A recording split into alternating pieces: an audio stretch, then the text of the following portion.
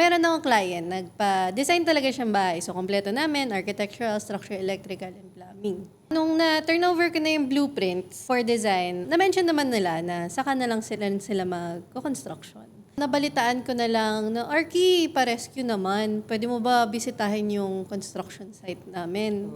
Yun pala, meron silang kumpare na lumapit. Sabi nila, ma'am, kami na bahala mag-construct dyan. Mura lang.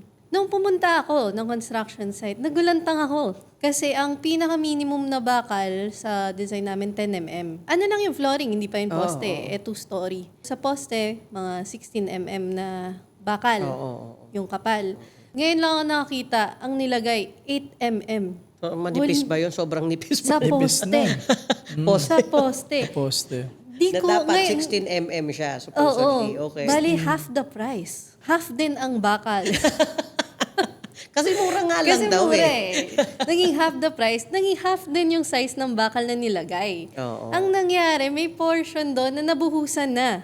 Retrofitting na yung tawag doon eh. Yung kumbaga kung ano meron, dadagdagan na lang ng bakal. Tapos, syempre yung iba, hindi na namin masalba. Nagdagdag lang rin kami ng bakal para sa structural integrity ng bahay. Two-story house pa naman yun. Meron mga tao na magpapanggap lang yan na marunong magbasa ng plano. Pero at the end of the day, hindi.